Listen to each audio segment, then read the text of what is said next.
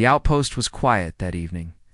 Machines hummed softly, air vents rattled, and the long metal corridors smelled faintly of oil and recycled air. For Ethan, this was normal. He had lived here for 3 years, repairing pipes, sealing hull cracks, and keeping old systems alive that should have been replaced decades ago. It was not a glorious life. It was not the kind of life that made legends.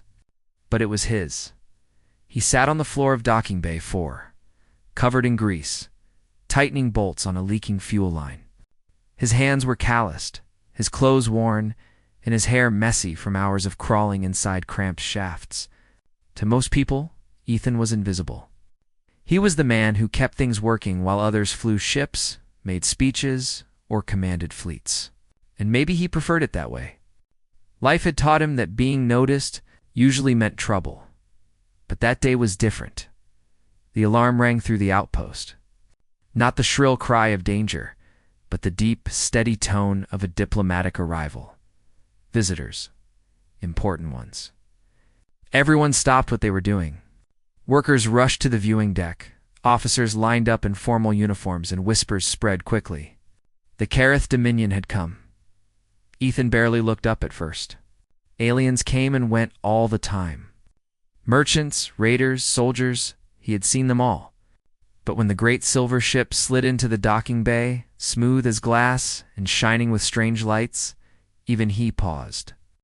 It was beautiful in a way that made him feel small. The vessel seemed alive, its surface rippling like liquid metal. The ramp lowered, and then they came. Tall figures stepped down, wrapped in flowing garments that shimmered like starlight.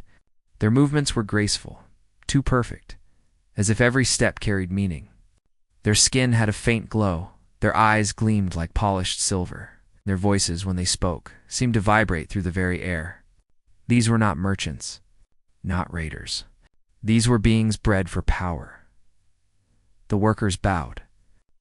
Officers saluted. Ethan stayed where he was, crouched near the fuel line, trying to look busy. He didn't belong in ceremonies, but then the leader appeared. She was taller than the others, her robes more radiant, her presence commanding. Her gaze swept over the crowd like a searching light. When her eyes found Ethan, she stopped. The world seemed to freeze. She walked toward him. Each step echoed in his ears. He tried to lower his head, to pretend he was only a mechanic with no part in this. But when she stood before him, her shadow fell over him. He had no choice but to look up. Her silver eyes locked with his brown ones. Her voice was smooth, melodic, yet heavy with command. Human, from this moment, you belong to me. Your new romantic role starts now. The words struck him harder than any blow. He blinked, certain he had misheard. The entire hall fell silent. Dozens of eyes turned toward him, wide with shock. Belong. Romantic role? Him? Ethan's throat went dry. His hands still holding the wrench trembled slightly. This had to be a mistake. He was nobody. A repairman. A man who ate ration packs alone and had no family, no partner, no future worth claiming. Surely she didn't mean him, but she was not smiling. She was not joking. Her eyes burned with certainty. One of the officers near Ethan whispered, "Why him?" But no one dared speak louder. Ethan forced himself to stand, though his knees felt weak. He met her gaze, confused and afraid. He wanted to laugh, to tell her she had chosen the wrong person, but the words caught in his throat. He felt like an insect under the gaze of a god. The alien leader, Celira, they would later call her, lifted her hand as if sealing an invisible bond. Her people behind her bowed their heads, accepting her decision without question. Ethan's chest tightened. All his life, he had been overlooked, ignored, forgotten. And now, in one sentence, someone had declared ownership of him. Not as a worker, not as a soldier, but as something far stranger, romantic bondmate. He wanted to shout, to run, to demand answers, but all he could do was whisper to himself, barely audible over the silence of the hall. Why me?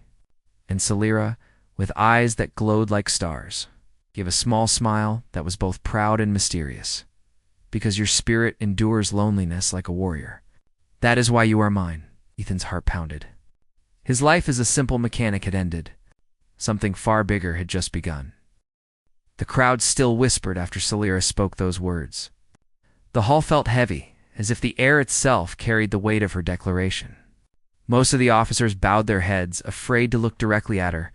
The workers kept silent, eyes wide, not daring to move.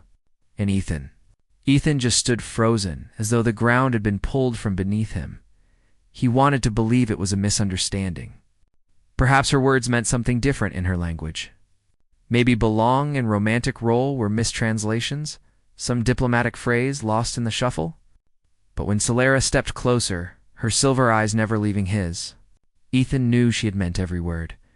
You endure loneliness like a warrior, she said again, her voice calm, yet carrying a strange kind of warmth. Others hide from pain. Others break. But your heart still beats strong, even when no one sees it. That is why I have chosen you. Ethan stared at her, struggling to breathe. He almost laughed at the absurdity. She was wrong. Completely wrong. He was not strong. He was a man who ate alone, slept alone, and often wondered if the universe would notice at all when he was gone. He wasn't a warrior. He was just surviving, chosen. Ethan finally managed to say, his voice shaking, "You don't even know me." Celira tilted her head as though his words were strange. "I know enough. Spirit is not hidden. It shines even in silence. I saw it the moment my eyes touched yours." Her confidence unsettled him. She spoke as if she had known him forever, as if his soul had been an open book to her from the very beginning. And maybe to her kind, it was. One of the officers, braver than the rest, cleared his throat and asked carefully, "Hi, daughter Celira. Why? Why him? There are others here more worthy, trained soldiers, decorated leaders." Her gaze cut through the man like a blade. "Strength of arms is not the same as strength of heart.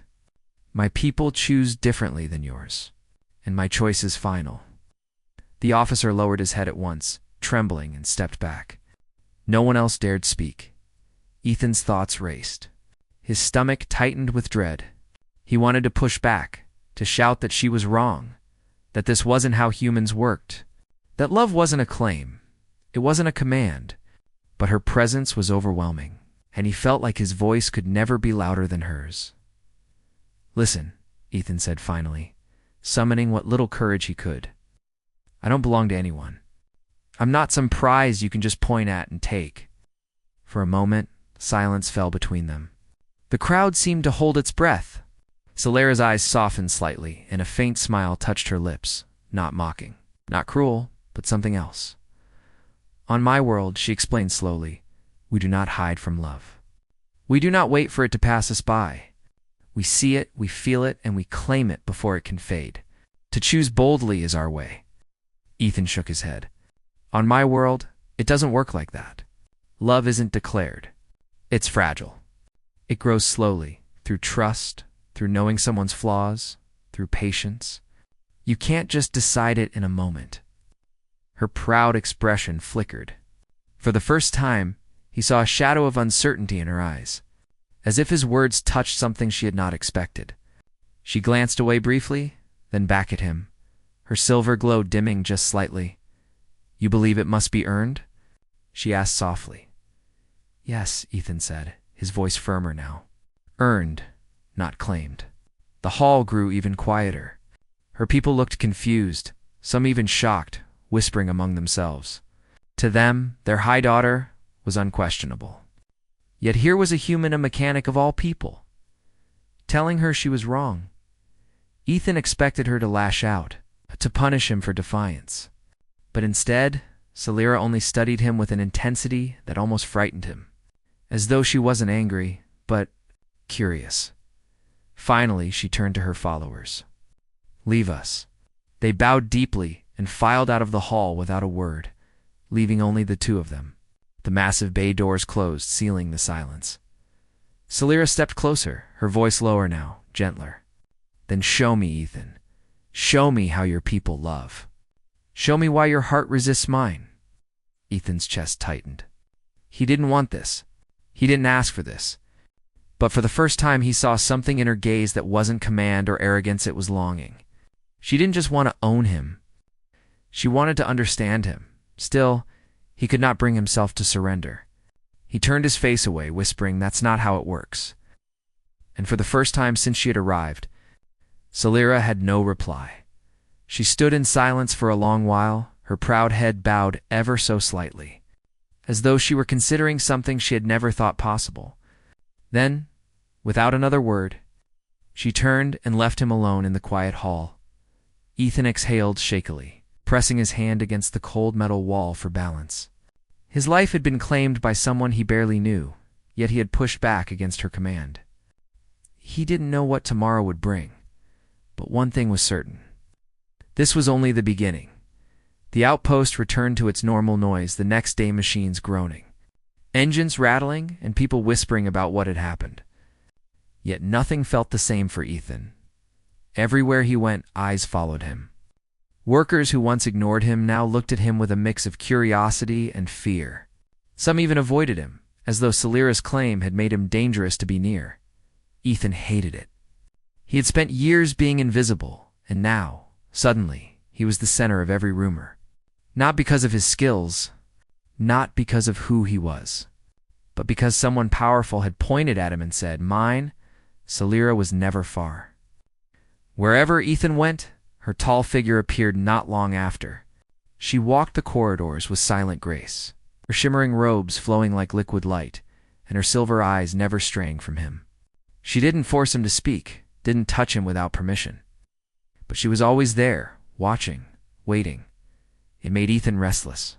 He wasn't used to being seen. He wasn't used to someone looking at him as if he mattered. And the way she looked at him, it wasn't casual interest. It was certainty, as if in her mind, his future was already written. Finally, after 3 days of this silent following, Ethan snapped. He was in the maintenance bay, his hands deep inside a broken power converter. When he heard the soft sound of her steps behind him, he sighed, wiped sweat from his forehead, and turned sharply. "Why are you doing this?" he demanded. Celira blinked, her expression calm. "Doing what? Following me? Watching me? Calling me your bondmate? Acting like you know who I am when you don't?" His voice cracked with frustration. "You don't understand me? You don't understand humans? You can't just decide something like this." The first time since arriving, Celira seemed surprised. Not offended, not angry, but genuinely surprised. "Why do you fight against what is already true?" she asked softly. Ethan let out a bitter laugh. "Because it's not true? Love doesn't work that way for us. We don't wake up and decide someone belongs to us. It's not a command. It's not a declaration. It's fragile. It's trust. And it takes time." Her silver eyes narrowed slightly, not with anger but with thought. "Fragile," she repeated as if testing the word on her tongue. "Yes," Ethan's voice lowered, quieter now. "It can break easily, and when it breaks, it hurts. More than you can imagine." Celira stood very still. The glow around her seemed to soften, dimming slightly, as if his words reached a place inside her that even she had not expected. On her world, love was strength. It was chosen boldly, claimed without hesitation. To them, hesitation was weakness, and fear of pain was dishonor. But here was this human, telling her that love was not a blade to be grasped, but glass clear, beautiful, and easily shattered. "Why protect something so weak?" she asked finally. Ethan looked at her, his eyes tired. "Because it's real. Because when it's true, it's the most powerful thing we have." The silence stretched between them. Ethan turned back to his work, pretending to focus on the converter, though his hands shook slightly. He expected her to leave, to dismiss him as foolish. Instead, he heard her steps move closer. "You fear me?" Celira said quietly. Ethan froze. His shoulders tensed, but he didn't look at her. "I don't fear you." "Yes, you do," she whispered. "Not my power. Not my claim. You fear what I ask of your heart." "Right." Her words hit too close. He clenched his jaw, unable to respond. For a moment, he thought she would reach out to touch his shoulder, but she stopped herself, her hand lingering in the air, then lowering again. On my world, love is a fire we grasp with both hands. Burn or not, we hold. We do not let go. But you—" she paused, searching his face. "You hide from the flame." Ethan finally turned, anger flashing in his eyes. "I don't hide. I've been burned before. I know what it costs. Do you?" Her proud posture faltered. For the first time, Ethan saw something raw in her silver gaze, a flicker of pain, quickly hidden. She said nothing. The moment stretched, heavy and fragile. Then Solara straightened again, her expression calm, though softer than before. "Then teach me," she said simply. Ethan blinked. "What?" "Teach me how humans love. Teach me why it must be fragile. Teach me why you resist." He shook his head, frustrated. "That's not something I can teach. It's something you live." Her lips curved into a faint smile. "Then I will live it. With you." Ethan's chest tightened. He turned away again, unable to bear the intensity of her eyes. "This isn't how it works," he muttered. Solara stood in silence for a long moment. Then, without another word, she turned and left the bay, her robes brushing softly against the floor. Ethan exhaled slowly, pressing his hands against the cold machine in front of him. His heart raced, his thoughts tangled. He didn't know what frightened him more, the possibility that she would never stop trying, or the part of him that didn't want her to. Days passed, and the rhythm of the outpost carried on. Ships docked, cargo moved, and repairs never ended. But for Ethan, nothing felt the same. Solara's presence lingered in every corner, like a shadow he could not escape. She was no longer just watching him silently. She tried to join his life. When he ate his plain rations in the mess hall, she brought food from her world-bright fruits that glowed faintly. Steaming bowls of spiced broth that smelled sweet and sharp at the same time. She set them in front of him without asking, her silver eyes watching for his reaction. "Bondmate must eat well," she said once. Ethan pushed the bowl back gently. "I'm not your bondmate." "What?" Her face softened, but she didn't argue. She simply slid the bowl closer again and said, "Not yet." When he worked long hours in the maintenance bay, crawling through ducts and hammering loose panels back into place, Solara followed him. Sometimes she crouched beside him, robes brushing the floor, silver glow lighting the shadows where his small lantern failed. Other times, she simply sat quietly, her gaze steady as if memorizing every move of his hands. It should have been flattering. Anyone else might have been humbled to be the focus of such devotion from someone powerful and beautiful. But to Ethan, it felt like a cage with invisible bars. Every kindness she offered pressed down on him, heavy with expectation. One night, he found her waiting near his bunk. The room was small, just a narrow bed, a metal locker, and walls humming faintly from the pipes behind them. Solara sat on the edge of the bed, her long hands folded neatly in her lap. She looked out of place in such a plain, cramped space like a queen trapped in a soldier's tent. "I will stay here tonight," she said simply. Ethan froze in the doorway. "No, that's not. This is my room." Her head tilted slightly. "On my world, sharing a bed is not unusual. It is how trust grows, how hearts speak without words." He shook his head firmly. "On my world, it's not like that. Not with strangers." "I am not a stranger," she replied quietly. "Yes, you are," Ethan said, his voice sharper than he intended. "You don't know me. You don't know the things I regret. The nights I've hated myself. The mornings I almost gave up. You see strength where there isn't any." His words hung heavy in the room. For the first time, her calm mask broke. Her eyes widened slightly, her glow flickered. Solara looked at him as if he had just revealed a wound she had not known existed. She stood slowly, smoothing her shimmering robes. For a moment, she said nothing. Then, in a voice quieter than he had ever heard from her, she whispered, "Then let me carry your sorrow." Ethan turned away, his fists clenched. "That's not how it works," he muttered, his throat tight. The silence stretched. When he finally looked back, Solara was gone. The bed was empty, the air colder without her presence. For the first time since she had arrived, she had left without argument. The next days were different. Solara still followed him, but from a distance, She no longer pressed food into his hands, no longer sat at his side while he worked, no longer waited outside his bunk. She moved like a shadow on the edge of his life, her eyes still on him, but her presence softer, almost hesitant. Ethan should have felt relieved, but instead, a strange emptiness grew inside him. He told himself it was better this way. He told himself he needed space, that she was overwhelming, that she didn't understand him. But when he sat alone in the mess hall, staring at his bland rations, he remembered the glowing fruit she had once placed in front of him. When he crawled through the ducts, lantern flickering weakly, he remembered her soft silver glow that had once lit his path, and when he lay in bed at night, staring at the ceiling, he remembered her words, "Then let me carry your sorrow." It echoed in his chest. Pulling at something he had buried long ago, Ethan closed his eyes, pressing a hand over his face. He had spent years believing that no one would ever want him, not truly. And now someone didn't yet. He had pushed her away. Maybe he was right to resist. Maybe he was protecting them both from something doomed.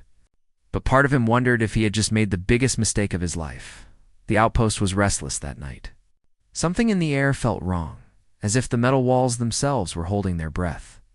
Ethan was in the maintenance bay, tightening bolts on a generator. When the alarm shrieked, this time it wasn't the slow chime of a diplomatic visit. It was the sharp, urgent cry of an attack. Pirates.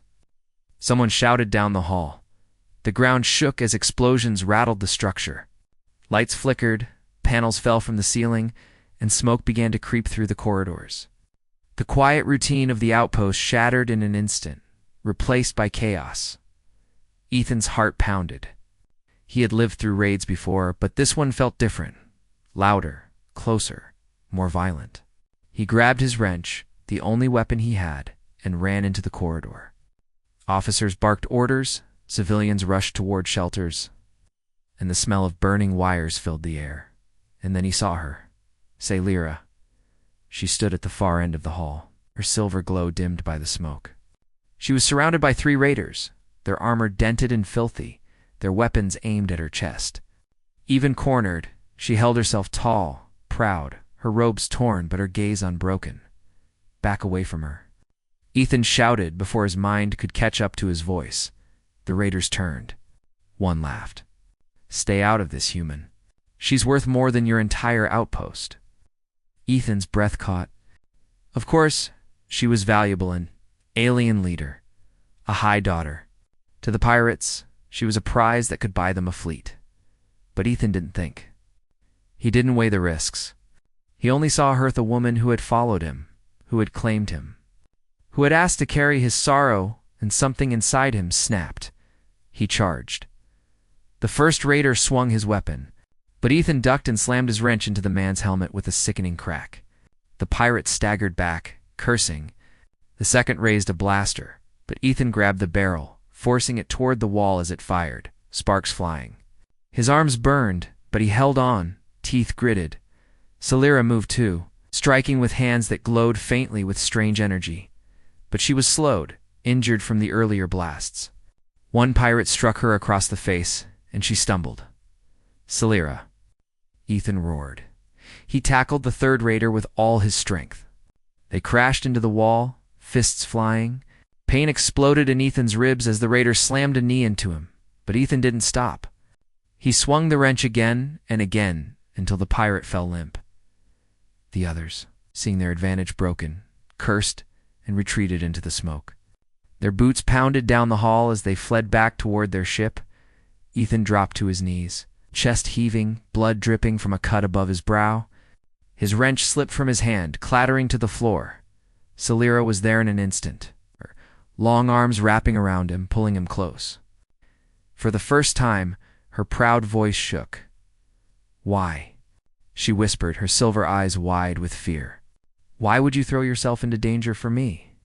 You claimed you did not belong to me." Ethan coughed, a bitter taste of iron in his mouth, but he managed a faint smile. His voice came out rough, broken, but honest, because maybe I was wrong. Her hands trembled where they held him.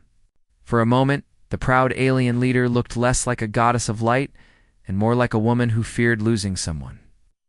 She had only just begun to understand the outpost's alarm still blared.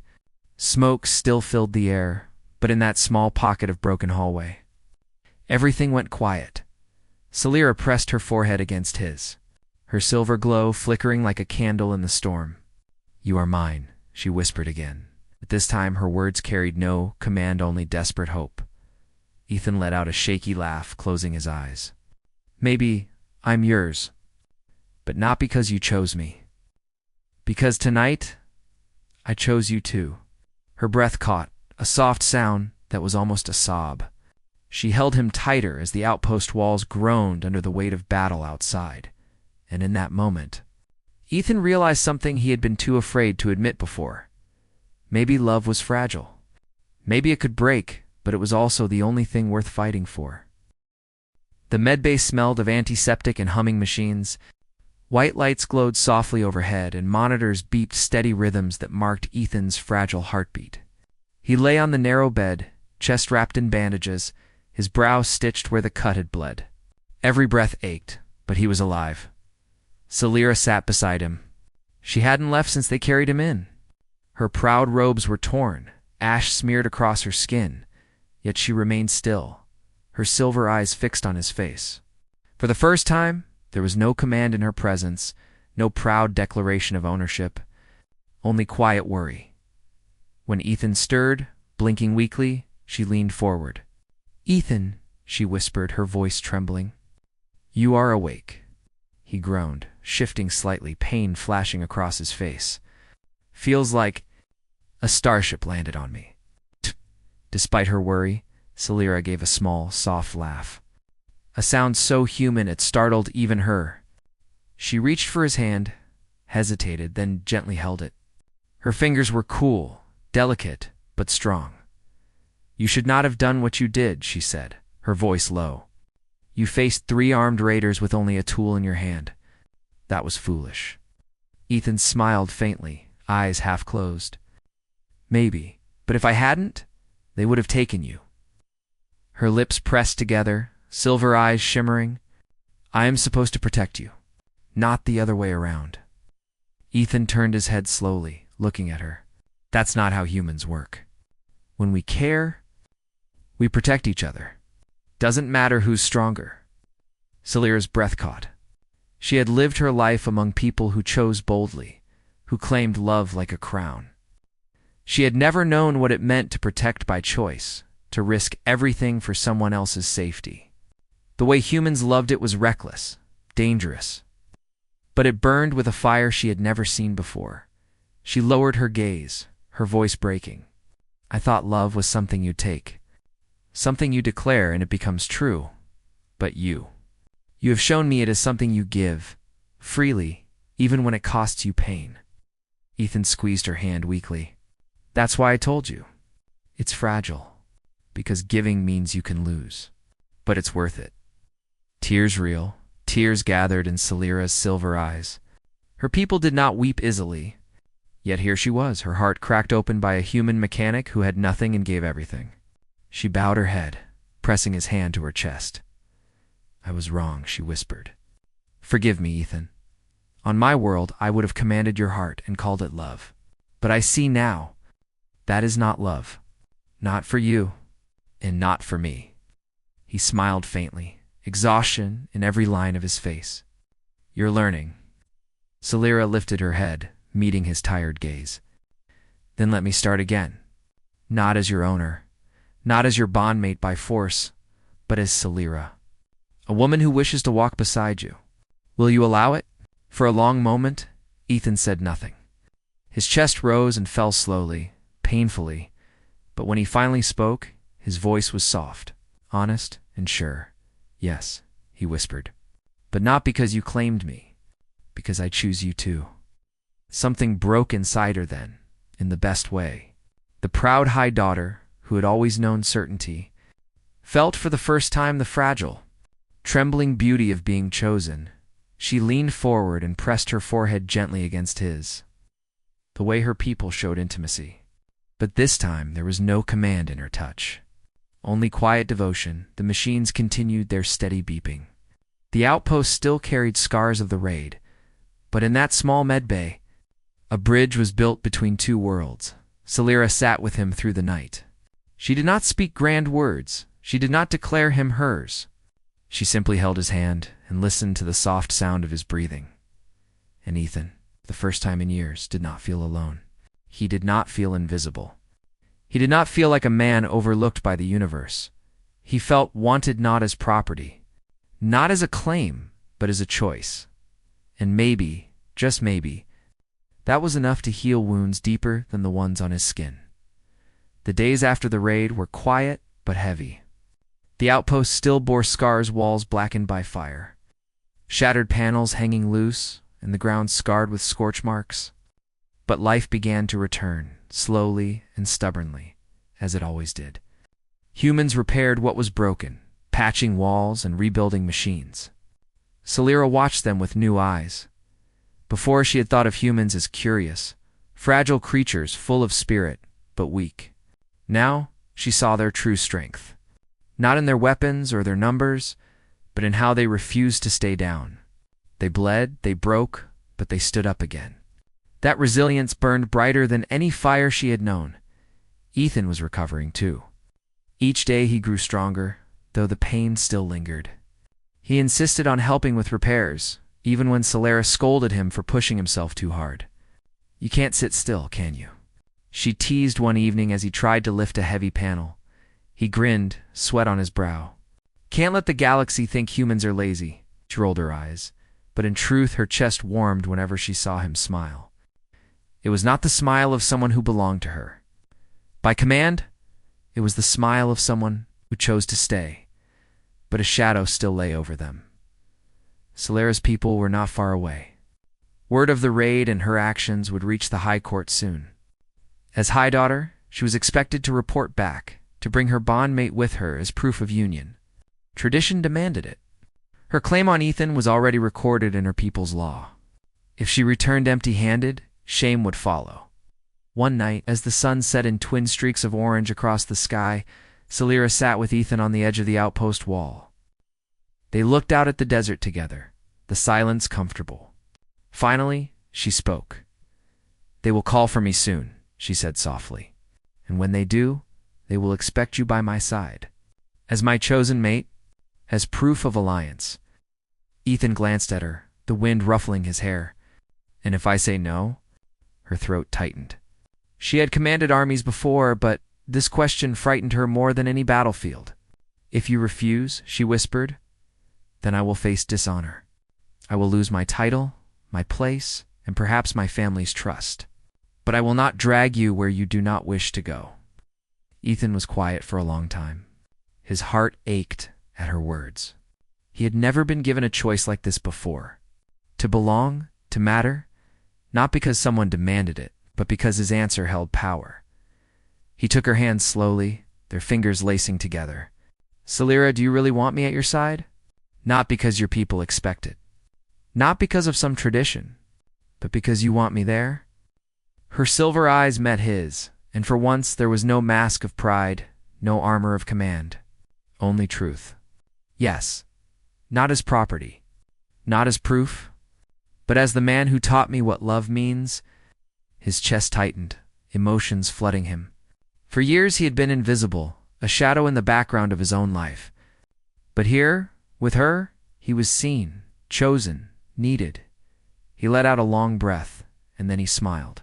"Then I'll go. Not because I was claimed, because I choose you too." Celira's hand trembled in his, and for the first time in her life, she felt something greater than power. She felt grace. When the summons came from her people, Celira did not march into the chamber with a trophy at her side. She entered with Ethan walking beside her, head held high, their hands clasped together. Whispers filled the hall, shock, disapproval, even outrage. For no one had ever seen a High Daughter stand not in front of her mate, but beside him as an equal. The elders demanded explanation. "Why do you not show your command over him?" One hissed. Celira's voice rang through the chamber, steady and strong. "Because he is not mine to command. He is mine because he chooses to be. That is the bond we share, and I will not dishonor it by pretending otherwise." The hall erupted in argument, But Ethan only squeezed her hand tighter. In that moment, he knew the truth. Even if the whole galaxy turned against them, they had chosen each other. That choice was stronger than law, stronger than tradition, stronger than fear. That night, when they stood alone beneath the stars, Ethan looked at Celira and said quietly, "Funny, isn't it? You started this by saying, 'Human, from this moment, you belong to me.'" She smiled, her silver eyes softer than ever. "And now?" He leaned close, touching his forehead gently to hers. "Now, we belong to each other." And in the endless silence of the cosmos, their hearts spoke louder than any command.